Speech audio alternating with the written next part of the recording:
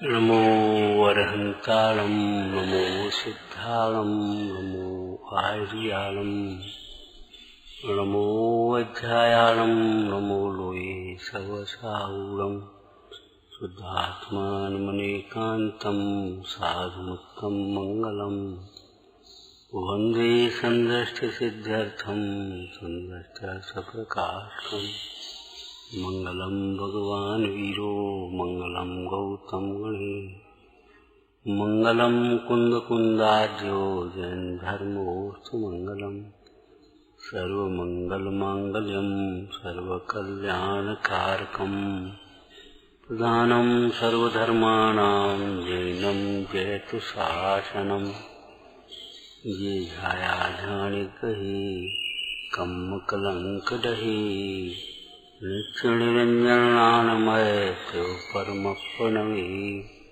नमः समय साराय स्वानुभूत्या चकाशते चित्स्वभावाय भावाय सर्वभावान्तरक्षदे समस्तमित्येवमुपास्य कर्म त्रैकालिकं शुद्धनयावलम्बी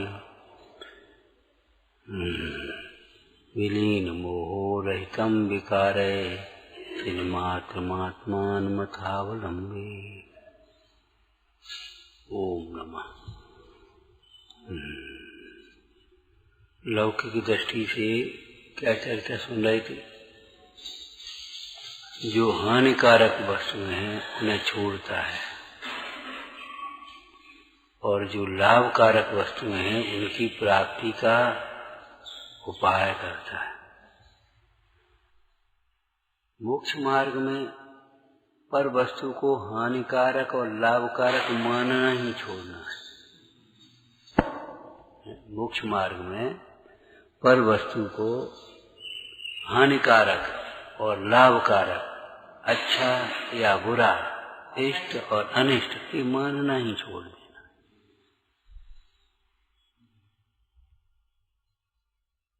मोक्ष मार्ग का पहला सूत्र है क्या? पर द्रव्य सुख दुख के कारण नहीं है।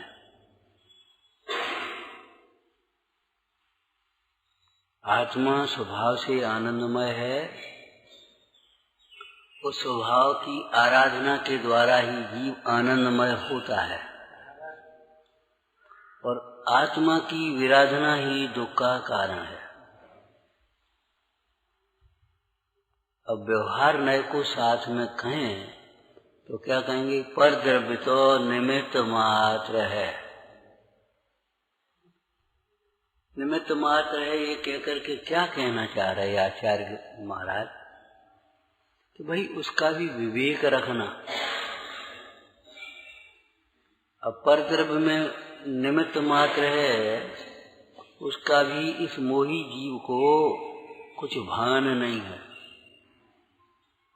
जिन पदार्थों को सुख का कारण मानता है वे दुख के निमित्त हैं। समस्त परिग्रह चेतन अचेतन दुख का निमित्त है, उनको मानता है सुख का कारण। इसे बताओ, पैसा को सुख का दुख का कारण कौन मानता है? अपनी जमीन जायदाद को सुख का कारण दुख का कारण कौन मानता है? अगर आज्ञाकारी पुत्र आदि हो, स्त्री हो, शीलवती हो, सुशील हो, गुणवान हो, कौन दुख का कारण मानता है?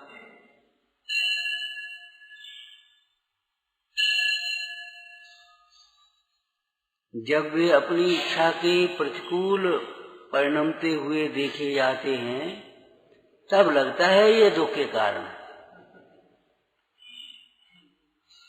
यदि पुण्य के उदय में वे पदार्थ अपनी इच्छा के अनुकूल परिणमते हुए दिखें तो कहाँ लगता है ये दुख के कारण? हमारा लड़का तो बहुत अच्छा है, हमारी स्त्री तो बहुत अच्छी है, कहाँ लगता है ये दुख का कारण है? कहाँ लगता है ये छोड़ देना है? हमारा घर तो बहुत अच्छा है, सब सुविधा, कोई बात की दिक्कत नहीं।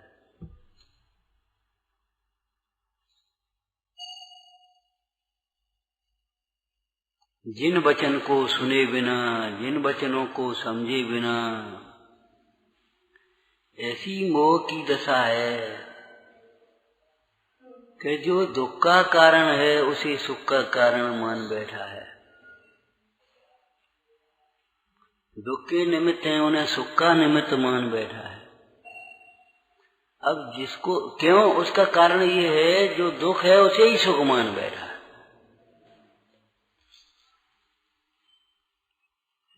मंदिर जी के ऊपर एक बोर्ड लिखा है, स्टीकर, दुख का लक्षण आकुलता है, दुख का लक्षण आकुलता है, प्रतिकूलता नहीं।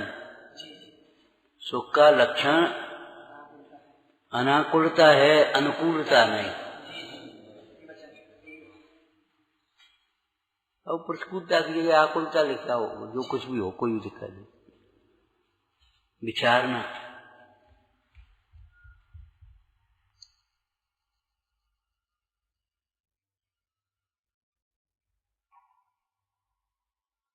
परद्रव्य लाभ के कारण है या हानि के कारण है, ये मान्यता ही खोटी है। क्यों?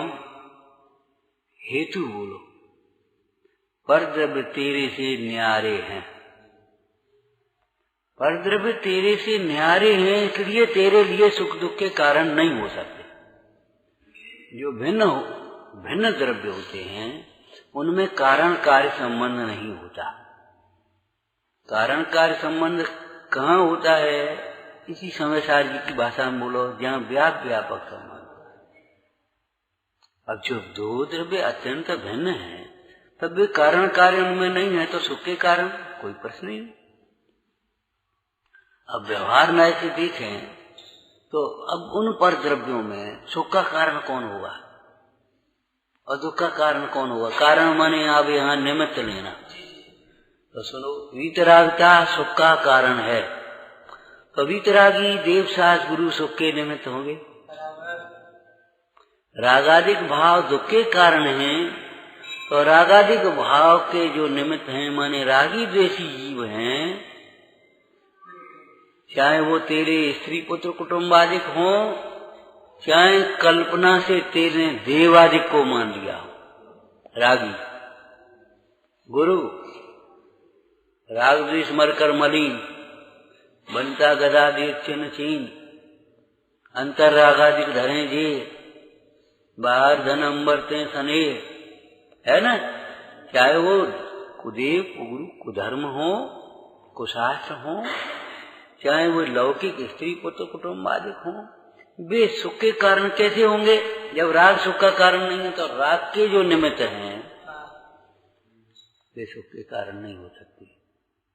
प्रवचन सार जी में ये विषय दिया है सुंदर सा। विषय कथाएं जब पाप है, तो विषय कथाओं में लीन जीव, मगन जीव निस्तारक कैसे हो सकते? निस्तारक माने तारने वाले, सुख के कारण। अब देखो बाहर में भी कितनी भूल हो गई हमारी। जो अच्छा है उसे अच्छा मानता नहीं है, जो अच्छा मानता वो अच्छा है नहीं।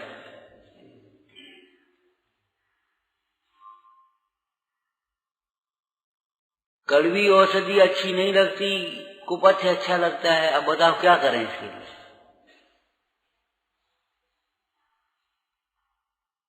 जबकि कुपथ्य अच्छा नहीं है मीठा होने पर भी, और कड़वी औषधि कड़वी होने पर भी तेरे लिए हितरूप है। क्यों? स्वास्थ्य की दृष्टि से। इसी प्रकार संयम की दृष्टि से, सुख की दृष्टि से आप विचार करना। जब तक अपने में आत्मा की स्थापना नहीं होगी, तब तक एक भी चिंतन सही नहीं होगा, सब विपरीत। जो देह को अपना मानेगा उसे इंद्रिय सुख सुख भाषित लगेगा। इंद्रिय सुख के निमित्त भूत विषय सुख के कारण लगेंगे। विषयों की सामग्री और विषयों की सामग्री देने वाले स्त्री पुत्र कुटुम्ब वाले वे सब सुख के कारण लगेंगे, और सारी समय शक्ति बुद्धि अपनी इन्हीं में लगा देगा। श्री टोडरमल जी ने कहा तू जो उपाय करता है भजन के, परद्रव्य को अनुकूल बनाने में कितनी शक्ति लगाता है, परद्रव्य को अनुकूल मानना नहीं छोड़ता। जिनागम के अभ्यास से, तत्व के अभ्यास से परद्रव्य को अनुकूल मानना छोड़ देना है।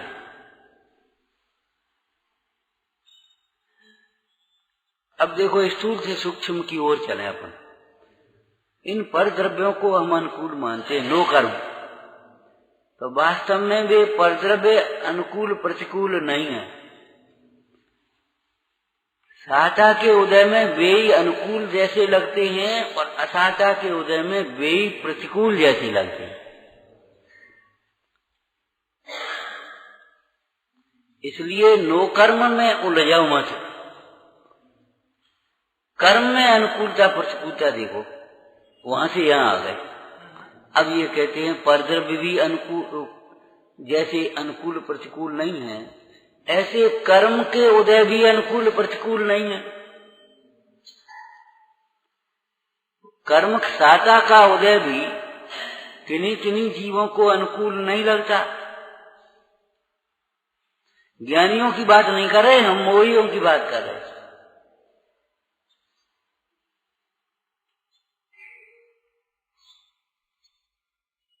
मोहियों की बात कर रहे, कभी कभी साता के उदय की सामग्री उसको अनुकूल नहीं लगती।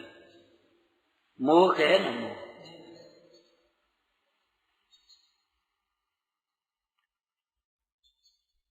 लक्ष्मी पुण्य के उदय से आपको मिली और कोई प्रसंग ऐसे बढ़ जाते हो, ऐसे छोड़ के भगते हो, ये छोड़ो, ये ले आओ तुम सब, वही कैसी लगने लगती है। साता के उदय में जो परद्रव्य की अनुकूलता है वह भी मोह के कारण, असाता के उदय में परद्रव्य की जो प्रतिकूलता है वह भी मोह के कारण, और मोह के कारण अर्थात तेरे ही अज्ञान के कारण।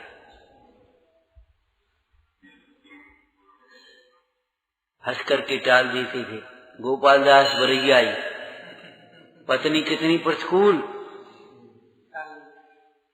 वही इंस्पेक्शन के लिए अधिकारी आए और वो पहुंच गई वहीं, पहले हमारा ये काम कर गया। उठे, उनसे कहा रुको सर अभी आ रहे, और बस करके आ रहे। क्यों भाई? भैया मेरे पाप की निर्जरा का निमित्त है, हम उसे प्रतिकूल कैसे कहें?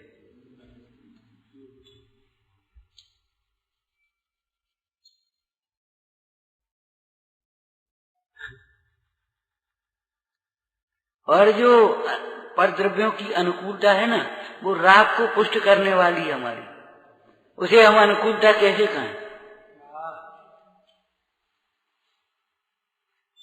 कहते प्रतिकूलता में तो निकलने की, उसे छोड़ने की भावना भी होती है, अनुकूलताओं में तो निकलने की और उसे छोड़ने की भावना ही नहीं, विकल्प ही नहीं आते। आपकी दुकान कम चले, दो आकर के लड़ने लगे, कुछ बात करें, नुकसान हो जाए तो छोड़ो, और दुकान खूब अच्छी चले, खूब लाभ होता जाए, सब जने और सेठ जी करें, छोड़ने का मन नहीं होता। अब बताओ उसे हम अनुकूल कैसे कहें?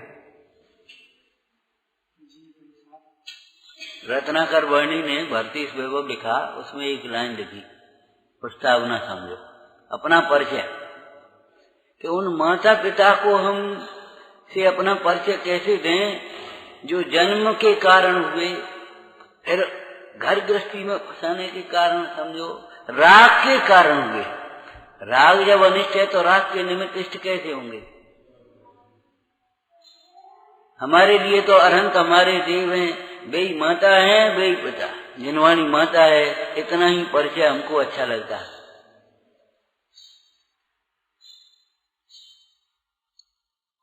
रुचनसार जी बैराग के प्रसंग में क्या लिखा चरणान योग में? हे शरीर के माता पिता हो तुम निश्चय से हमारे नहीं हो, हे शरीर को रमाने वाली रमणी तू निश्चय से मेरी नहीं है। खत्म हो गई बात। तो पर द्रव्यों को अनुकूल प्रतिकूल मानना ही छोड़ना है, तब मोक्ष मार्ग प्रारंभ होगा। जो भी पर द्रव्यों को अनुकूल प्रतिकूल या सुख दुख का कारण मानते हैं, वे अनेकों पूजाएं करें, दान देवें, संयम नियम पाल लेवें, तीर्थ यात्रा वंदना कर लेवें, तो भी उनके मोक्ष मार्ग का प्रारंभ नहीं होता। क्यों नहीं होता? कि वे उस पूजा का फल यही चाहते हैं, हमारे परिवार में अनुकूलता बनी रहे, हमारे व्यापार की उन्नति होती रहे, हमारी पद प्रतिष्ठा बढ़ती रहे, क्योंकि उसे अपना मानते हैं। जिसे अपना माने और अच्छा माने, वहां से विरक्त होने के लिए क्यों प्रार्थना करेगा? ये लाइन तो तब निकलेगी जब उसमें दुख लगेगा। आत्म के अहित विषय कथा है, इनमें मेरी न जाए तो तब लगेगा जब उसमें दुख लगेगा, और उनमें दुख तब लगेगा जब अपना सुख अपने में भाषित होगा।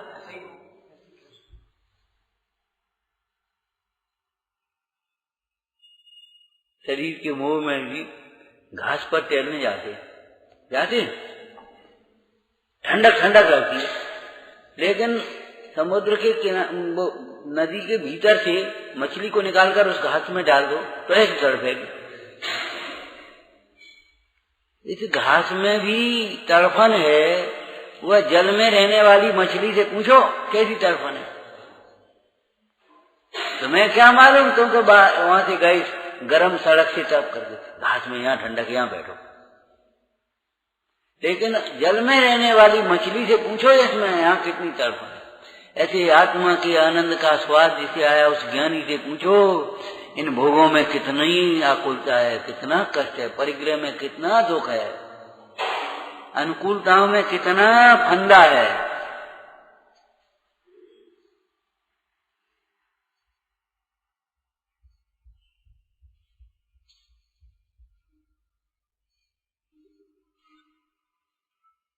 और परद्रव्यों में अनुकूल प्रतिकूलता जो तुम्हें लगती पहले तो है ही नहीं, नंबर 1।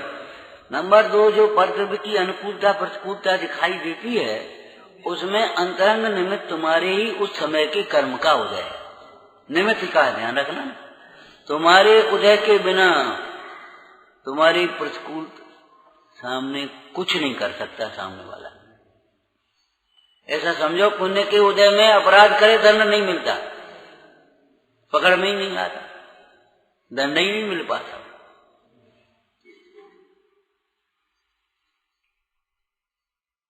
और सब दंड मिलना चाहिए, दंड मिलना, पकड़ो इसको, और नहीं वो पकड़ पाते। जब उसका समय आता जरा सी देर में पकड़ जाता है।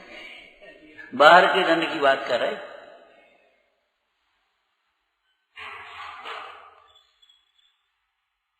सामने वाले जिन व्यवहारों को देख करके तुम क्षुब्ध होते हो, उसमें प्रबल कारण निमित्त, प्रबल निमित्त, अंतरंग निमित्त तुम्हारे ही कर्म का उदय है। अब कर्म का उदय तो निमित्त है, निमित्त माने अकिंचित कर है, वह भी अकिंचित कर है। इसलिए तुम परद्रव्य को बदलना चाहो, कर्म के बदले बिना परद्रव्य नहीं बदलेगा।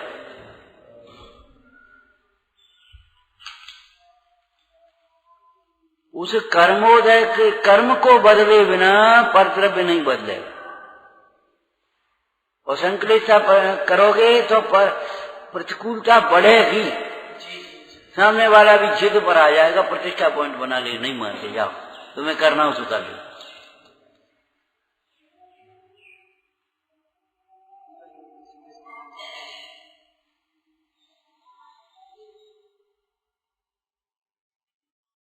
ठीक है ना।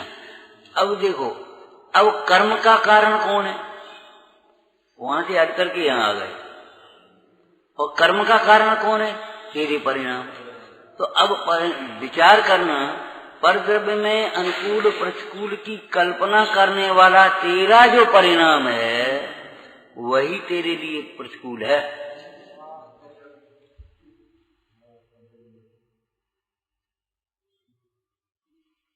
पाप कर्म का उदय आया, नाना प्रकार के कोई रोग आया, कोई प्रतिकूल इष्ट अनिष्ट संयोग आए, ये बता उसमें प्रतिकूल की कल्पना किसने की?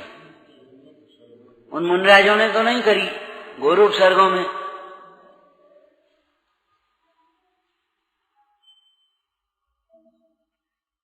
आपका मुनराजों की बात तो हम कह रहे ग्रस्तों की बात। श्रीपाल ने तो धवल सेठ को प्रतिकूल नहीं माना, सीता जी ने तो वनवास के उस प्रसंग में राम और प्रजाजनों को प्रतिकूल नहीं माना। नहीं माना तो नहीं माना।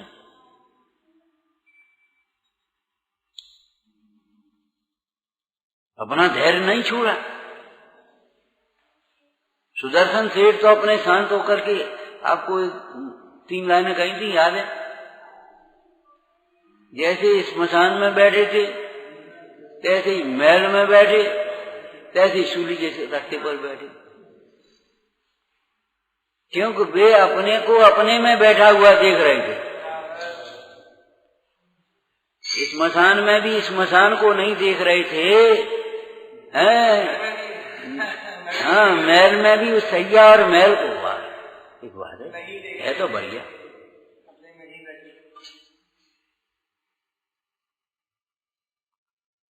कितना सुंदर महल है,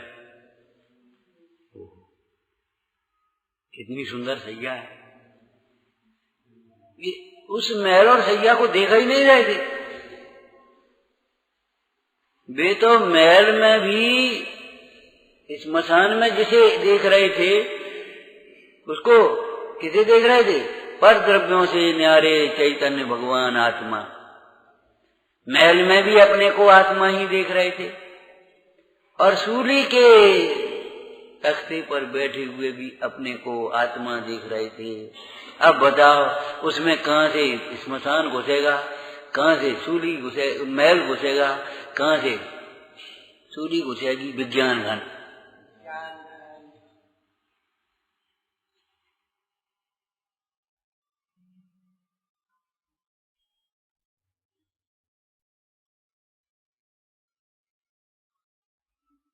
अपने प्रभाव को पहचानोगे तो कोई बाहर की वस्तु तुम्हें परिणति परिस्थिति प्रभावित नहीं कर पाए। यदि अपने प्रभाव को पहचान लोगे, अपना उत्कृष्ट भाव, पंचम भाव, ज्ञायक भाव, और उस ज्ञायक भाव की अनुभूति रूप भाव, पर्यार्थिक नैतिक है ना, अगर ये प्रभाव, अगर अपने प्रभाव को पहचान लोगे तो तुम्हें कोई वस्तु प्रभावित नहीं कर पाए।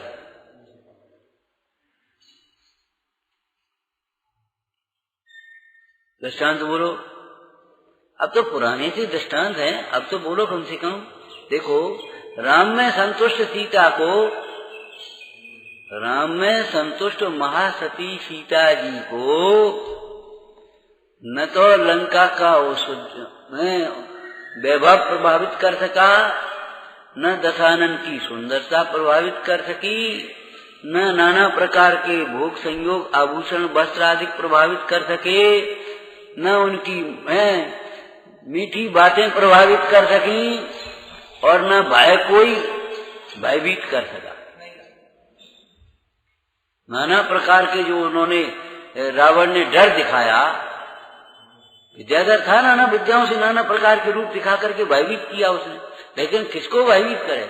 जो स्वयं से भयभीत हो, अपने अज्ञान से भयभीत हो, उसे वह निमित्त हो सकते हैं। जो स्वयं से भयभीत न हो, उसे कौन भयभीत कर सका?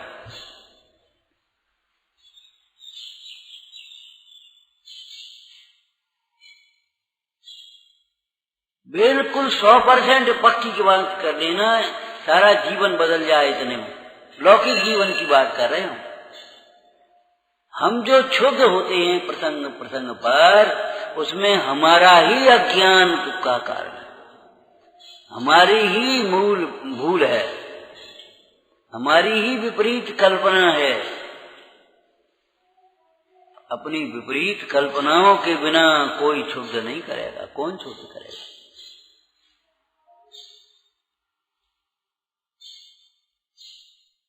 जरा जरा में क्षुब्ध हो जाते हैं, चाहे वो क्रोध हो, चाहे मान हो, चाहे माया हो, चाहे लोभ हो, सब क्षोभ है, क्षुब्धता। अकेला क्रोध ही क्षुब्ध नहीं ना। हम कहते शिकायत करने वाले प्रायः स्वयं शिकायत के पात्र अधिक होते, दूसरों की शिकायत करते हैं, और अगर थोड़ा सा सूक्ष्मता से देखो तो वे शिकायत के पात्र होंगे। ऐसे ही सामने वाले को मानी देखने वाला स्वयं प्रायः मानी होता है, बहुत मानी, बहुत मानी। अरे तू स्वयं मानी है। अगर तुम ज्ञानी होते तो फिर तुझे सामने वाले का मान दिखता तो, परंतु उसका स्वभाव भिन्न दिखता। और ठीक है, अब सामने वाला बड़ा मानी लड़का है, बड़ा मानी लड़का है, अरे तो तुम विनय से उसे जीतो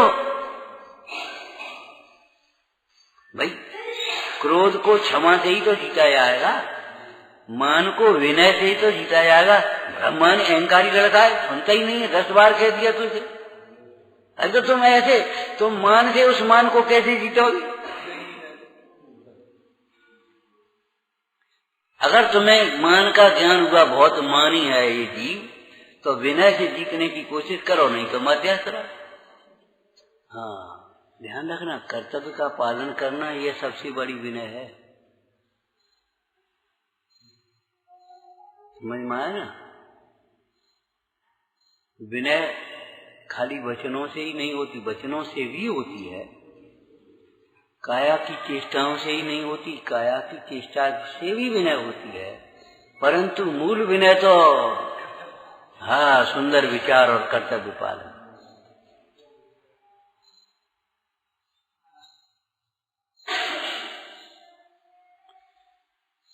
तो अगर तुम्हें ये लगता बहुत क्रोधी है तो क्षमा से जीतो ना।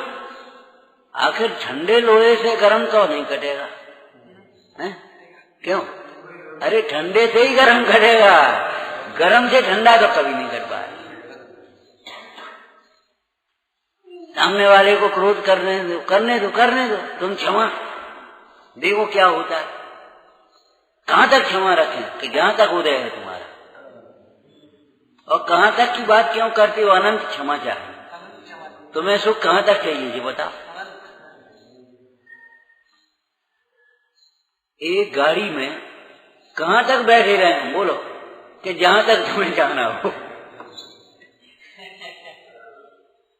वो गाड़ी कहां तक जाती है इससे कोई मतलब नहीं है। कहां तक बैठे, सवेरे से बैठे हैं, 8 घंटे हो गए, 4 घंटे नहीं 18 घंटे बैठना है, कि 36 घंटे बैठना है। कहां तक बैठे हैं बोलो, कि जहां तक तुम्हें पहुंचना हो। कहां तक क्षमा करें? क्षमा की भी हद होती है कि नहीं? कौन कहने के लिए क्षमा की हद होती है? तुम्हें कहां तक सुखी होना? अनंत सुख चाहिए तो अनंत क्षमा भी चाहिए। थोड़ी क्षमा से अनंत सुख नहीं मिलेगा, ऊपरी क्षमा से भीतरी सुख नहीं मिलेगा। ऊपरी क्षमा से, ऊपर की क्षमा से भीतर के सुख नहीं मिलेगा।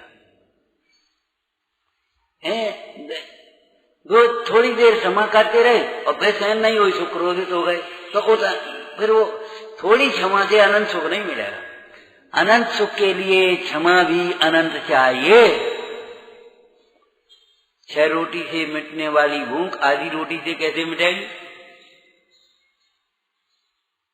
बोलो?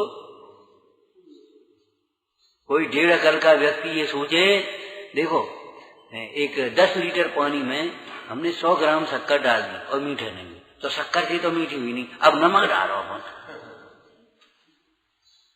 क्यों? शक्कर तो हमने डाल के देख ली, डाल के देखी तो सूक्ष्मता से देख, 100 ग्राम शक्कर का मिठास भी उसमें घुला हुआ दिखेगा। ये तो मीठी सी लगती ही नहीं है कि स्थूल दृष्टि से सूक्ष्मता से देख। और मिठास को बढ़ाने के लिए इसमें शक्कर ही बढ़ा, ऐसा मत सोच कि अब शक्कर तो डाल के देख लिया, अब नमक डाल के देखो अपन। पानी के ऐसे छींटा मार के तो देख ले, अग्नि बुझी नहीं, अब घी डाल के देखो। क्रोध में हमने क्षमा करके और सहन करके तो देख लिया, अब हम क्रोध के बदले में क्रोध करके देखो। वो इतनी जोर से बोले, अपन और जोर से बोलो। वो एक उंगली दिखाए, अपन 2 उंगली दिखाओ। वो एक चांटा मारे, अपन एक घूसा दे। कहते कि ये कोई उपाय नहीं है, ये कोई उपाय नहीं।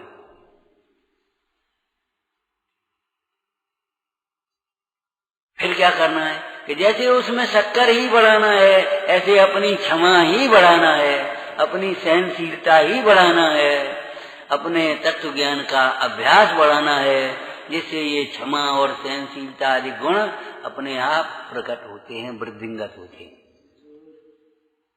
देखो 7 तत्वों में शुद्धि, वृद्धि, पूर्णता बताओ। शुद्ध भावों का प्रकट होना संभव, शुद्ध भावों की वृद्धि तो नजरा और शुद्ध भावों की पूर्णता तो मोक्ष। ठीक है, अब इसमें आश्रय बताओ। शुद्धात्मा के आश्रय से ही शुद्धि प्रकट हुई, शुद्धात्मा के आश्रय से ही शुद्धि वृद्धिगत हुई, और शुद्धात्मा के आश्रय से ही शुद्धि की पूर्णता। अब ऐसे ही समझ लो।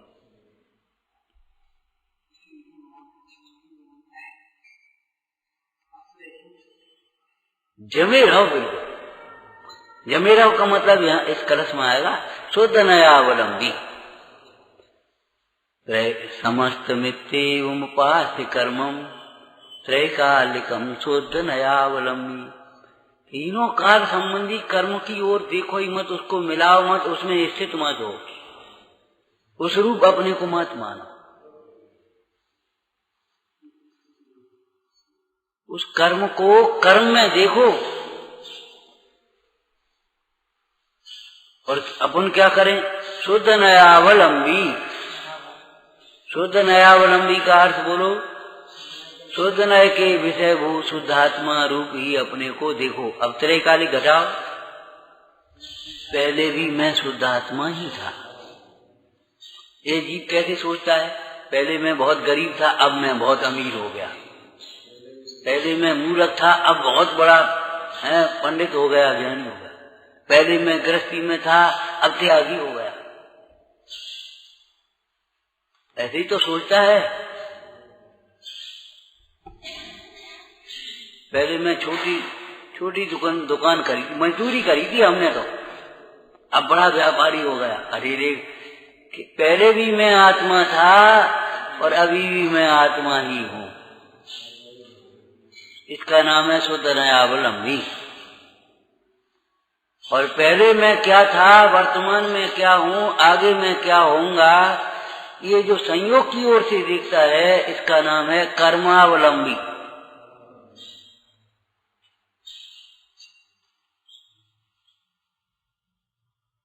मूल गाथा की भाषा बोले तो पुद्गल कर्म प्रदेशों में स्थित, और वह दर्शन ज्ञान चार्क में स्थित।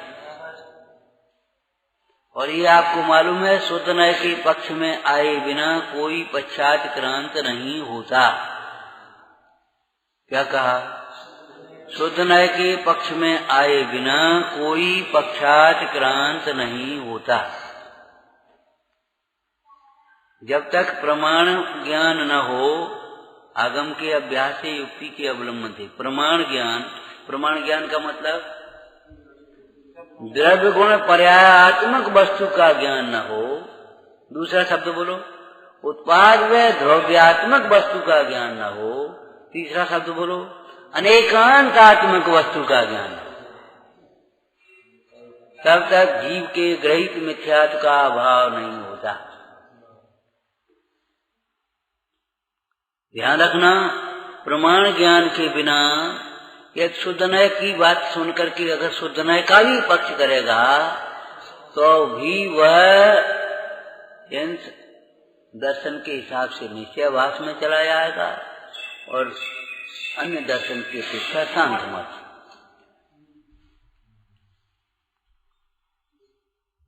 अकर्ता का पक्ष सर्वशुद्धि अधिकार में क्या कहा? सांख्य मत। हाँ, सर्वथा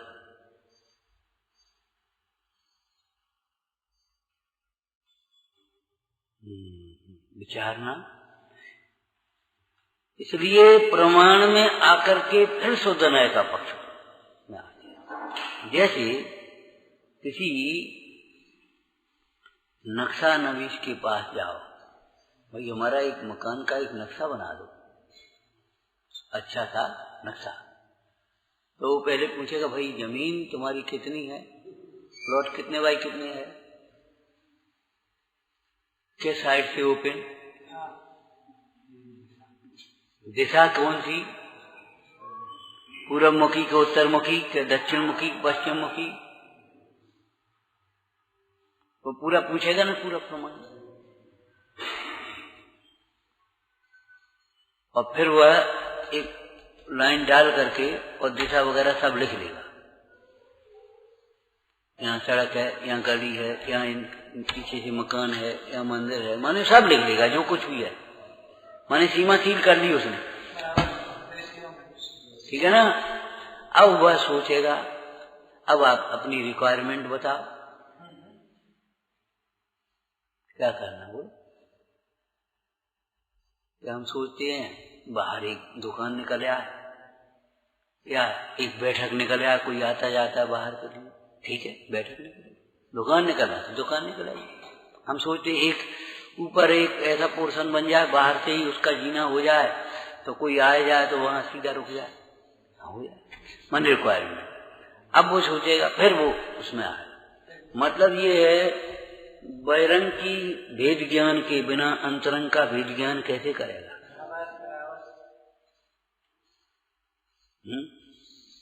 बहिरंग के भेद विज्ञान, पर द्रव्यों से भेद ज्ञान किए बिना पर भावों से भेद ज्ञान कैसे कर पाओगे।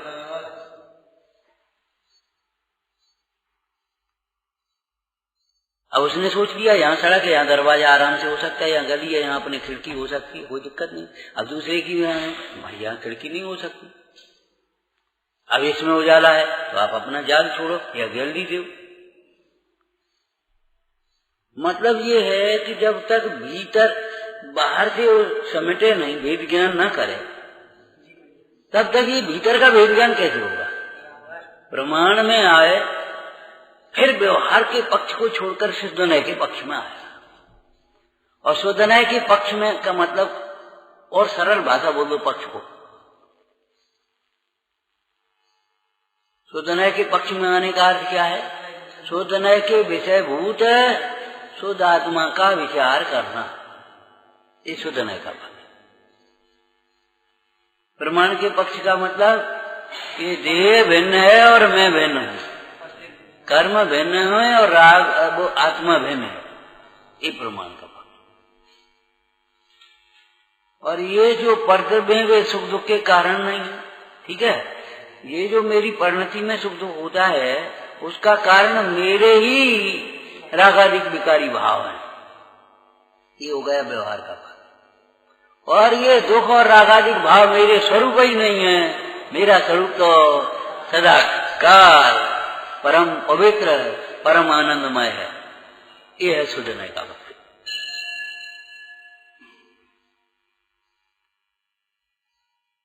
स्थूल रूप से इसको शुद्ध न्याय का अवलंबन भी कह देते हैं। अवलंबन दो प्रकार में, एक सविकल्प दशा में अवलंबन, एक निर्विकल्प दशा का। तो शुद्ध न्याय का अवलंबन लेकर के शुद्ध न्यायावलंबी होकर या शुद्ध न्याय के पक्ष में आकर दोनों कथन एक ही समझे। अभी अच्छा आकर अब पश्चातिक्रांत हो जाए, छलांग लगाओ, तो छलांग लगानी नहीं पड़ेगी आपको। वह शुद्ध न्याय का जो पक्ष है अर्थात विकल्प है, पक्ष है, वह स्वयं विलीन हो जाए। किसी भी प्रसंग में आप लौकिक क्षेत्र में इस दृष्टांत को घटा सकते हैं। आपको भूख लगी है, अब भाई भोजन की कोई व्यवस्था देखो, देखो भाई कहाँ कोई व्यवस्था है, हाँ भोजन की व्यवस्था है, वहां है, यहाँ तो नहीं कुछ मिलेगा, यहाँ से 1 किलोमीटर दूर है, वहाँ अपना बोगी है, सब है, वहां मिल जाएगा, चलो वहां चलो, वहां पहुंच गए, ठीक है ना। अब वहां पहुंच गए, अब वहां कहे भाई वो स्थान कहाँ है, उसमें से भी चयन करोगे वहां पहुंचोगे। ऐसे स्थूल परद्रव्यों से भेद ज्ञान करेंगे, फिर शरीर से भेद ज्ञान करेंगे, फिर कर्मोदय से भेद ज्ञान करेंगे। अब वहां पहुंच गए भाई भोजन ठीक है। कितने लोग हो आप? वहां से वो अपना क्या बोलते कुबन करवा और आप आराम से जाओ, वंदना कर आओ, लौट के आओगे, आपको भोजन तैयार है। मेरा वहां एंट्री करा दो, मैंने कितने लोग हो, कितने लोगों का भोजन बनेगा वहां। अब नहीं तो वो भोजनालय वाला क्या करेगा बेचारा, वो बना दिया। अब वहां आ गए, अब फिर भोजन, तो भोजन खड़े खड़े यहां थोड़ी मिलेगा। ये उतारो अपने जूते चप्पल सबरे और हाथ पैर धो और पहुंचो तक। वहां पहुंचे, अब लाओ भाई भोजन, तो भोजन आ गया। अब उस भोजन को देख करके भोजन के विकल्प कितनी देर चलेंगे आप ये बताओ। आपको भूख लगी, आपको भोजन करना, और आप जानते हैं भोजन से भूख मिटेगी, लौकिक दृष्टि का दृष्टांत है। तो अब भोजन सामने आया, तो भोजन भोजन भोजन भोजन भोजन, अब कितनी देर करोगे? तुरंत हाथ उठाए और भोजन करने लगे, तो भोजन का विकल्प तो शांत हो गया और भोजन होने लगा। यही तो होता है। ऐसे ही सुखार्थी जीव को सुख आत्मा में है ये मिलेगा, वहां तो नहीं मिलेगा। आत्मा देवशास्त्र गुरु बताएंगे तो उनके पास गए, फिर आत्मा को समझा, आत्मा के समीप आए।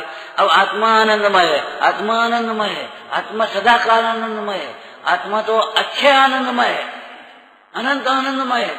अब ये विकल्प, ये विचार कितने दिन समझेगा? जहां उस आत्मा के आनंद का भी विकल्प शांत हो जाएगा और आनंद का वेदन हो जाएगा। परद्रव्यों में सुख का विकल्प करेंगे तो परद्रव्यों के पहले तो जुटाने का विकल्प करेंगे, भोगने का विकल्प करेंगे, फिर सुख नहीं मिलेगा तो फिर दूसरे विकल्प खड़े होंगे, माने विकल्प का अभाव नहीं होगा।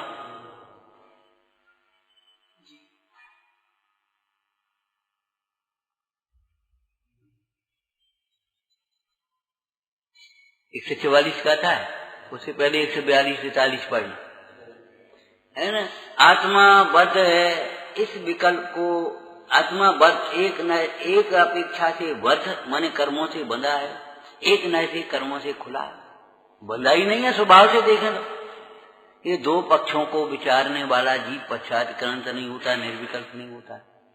अब आत्मा कर्मों से बंधा है, पर्यार्थक न्याय के पक्ष को ग्रहण करे तो वह जीव आत्मा कर्मों से कभी बंधा ही नहीं है, ऐसे स्वभाव के विकल्प को प्राप्त नहीं हो रहा उस समय, लेकिन फिर भी पश्चात्क्रांत या निर्विकल्प नहीं है, क्योंकि वो आत्मा कर्मों से बंधा इस विकल्प में उलझा है। अब चलो तीसरा पक्ष उसने किया, जो कहता आत्मा स्वभाव से सदा काल अबद्ध स्पष्ट है, कभी कर्मों से बंधा ही नहीं है। इस विकल्प को करता हुआ जीव भी उस विकल्प से तो रहित हुआ है, लेकिन सर्वथा रहित नहीं हुआ। अब इस विकल्प से भी रहित होता है तब वह पश्चात्क्रांत होता है। तो इस विकल्प को हटाना नहीं पड़ेगा, ये विकल्प तो स्वयं हट जाए। जैसे ही आपके सामने भोजन की थाली आई, भूखे पे बस भोजन का विकल्प खत्म और उसका भोग शुरू। ऐसे ही जैसे ही आत्मा को हमने अपना विषय बनाया उपयोग का, तो इसी समय आनंद का वेदन प्रारंभ और आनंद सुखी होने के विकल्प खत्म। आत्मा के आश्रय से दुख नहीं होता, दुख के विकल्प नहीं होते, सुख का विकल्प नहीं होता, सुख होता है।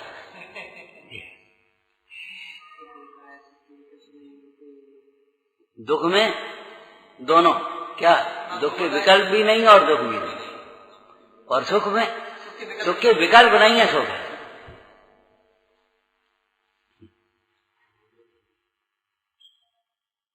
इसलिए तीनों काल संबंधी अलग अलग चर्चा करने के बाद आचार्य अमृतचंद स्वामी समुच्चय रूप से कहते हैं कि भाई तुम त्रिकालवर्ती कर्मों से रहित होकर माने हो तो हो ही स्वभाव से,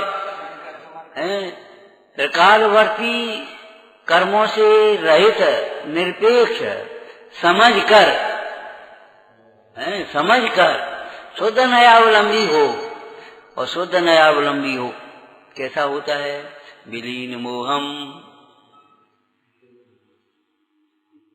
मोहम शुद्ध नयावलंबी जीव का मोह स्वयमेव क्षीण होता हुआ नाश को प्राप्त होता है।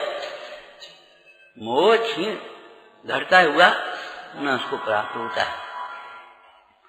और ऐसा मैं होकर क्या करता हूं? विलीन मोहो रहितम विकार है चिन्मात्र मात्मान मथावलंबे। अब देखो, शुद्ध नयावलंबी होकर और फिर आत्मावलंबी। क्या मतलब? शुद्ध नय से कहे हुए स्वरूप का विचार करते हुए उस विकार से रहित होकर, उस विचार से भी रहित होकर शुद्ध आत्मा मैं हो जाता हूं। उस समय जो आत्मा में नहीं है वह पर्याय में भी नहीं होता। मान लो एक तल घर में गर्मी नहीं है, तो आप वहां पहुंच जाएंगे तो आपको भी गर्मी नहीं लगेगी। सीधी बात। यहाँ बहुत ठंड है, चलो ऊपर चलो। धूप में ठंडक नहीं है, तो आप पहुंच जाओगे, आप बैठ जाओगे तो वहां आपको भी ठंडक नहीं लगेगी। यहाँ ठीक है। तो आत्मा में जो नहीं है, आत्म स्वभाव में नहीं है, उपयोग उस आत्म स्वभाव में जुड़ने पर उस उपयोग में भी, उस परिणति में भी विकार उत्पन्न नहीं होते। और जब विकार ही उत्पन्न नहीं होते तो दुख कहां से आएगा? इतनी ही विधि है, इतना ही मार्ग है। मोक्ष मार्ग माने अपने से अपने तक, बस। इसलिए मार्ग का अर्थ रास्ता न लेकर के मार्ग का अर्थ क्या दिया संस्कृत में? उपाय। मार्गो पाया। क्यों? ये परिणति अपनी अपने तक है, बस।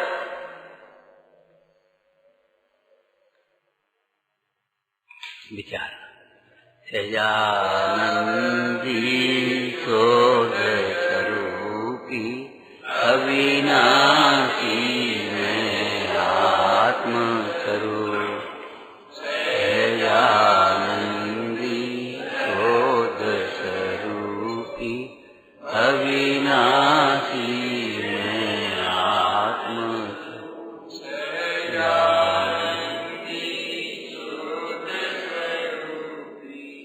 अविनाशी में आत्म स्वरूप।